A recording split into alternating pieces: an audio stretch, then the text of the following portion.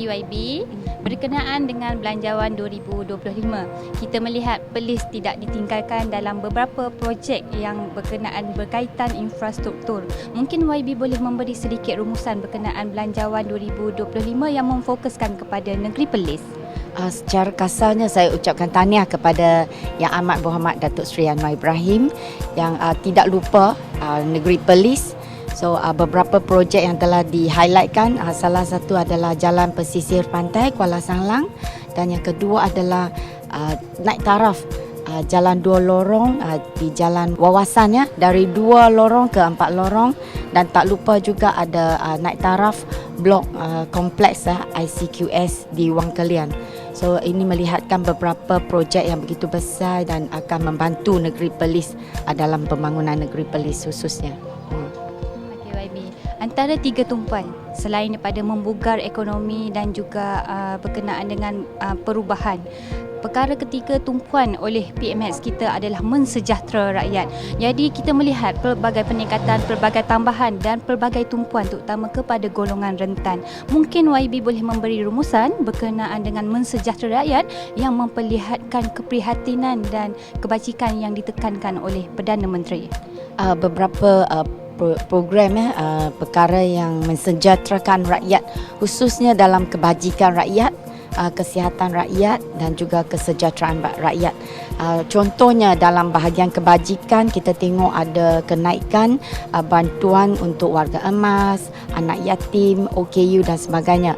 Tak dilupakan juga golongan wanita untuk memperkasakan program-program wanita di mana peruntukan telah ditambah. Dan tak lupa juga peruntukan telah bertambah untuk program jualan rahmah dan sebagainya. Ini serba sedikit dapat membantu dan dapatlah kita lihat ya keprihatinan Datuk Seri Anwar Ibrahim, Perdana Menteri kita yang telah melakarkan satu belanjawan yang begitu prihatin dan bersasar kepada rakyat. Tidak lupa daripada segi kesihatan juga kita ada program memogram dan di tempat-tempat lain juga bersasar sampai di kawasan pedalaman. Contoh ni di Sabah dan Sarawak ya. So kita tengok satu belanjawan yang sangat mensejahterakan rakyat. Dan tidak lupa dari segi pendidikan juga ya.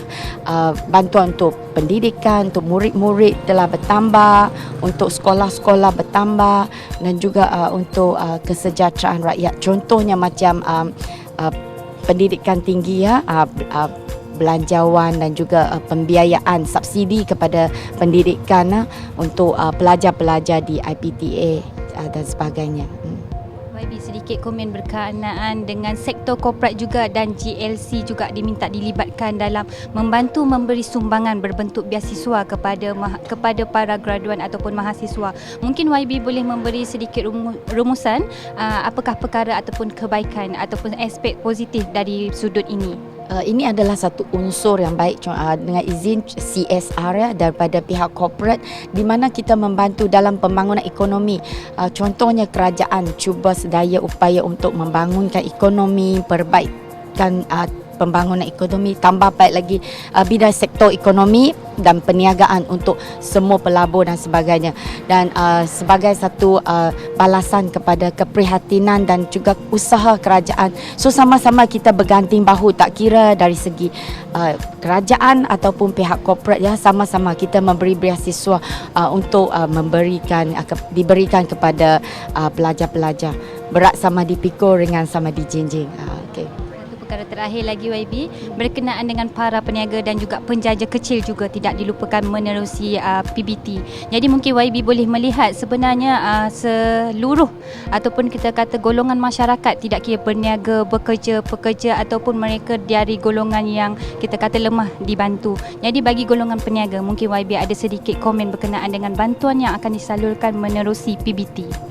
Bantuan-bantuan yang akan disalurkan dari segi kerajaan adalah contohnya pendaftaran perniagaan, lepas tu ada juga pekeso dan air suri yang kalau tak silap juga akan digabungkan agensi-agensinya di mana dia akan menjimatkan kos pentadbiran dan juga memberikan impak perkhidmatan yang lebih tinggi. So itu beberapa contoh dan usaha kerajaan supaya dapat mengurangkan kos, di samping itu membantu rakyat dengan lebih berkesan. Tak lupa juga ada nombor giliran ya, dimaklumkan juga boleh didapat dari rumah.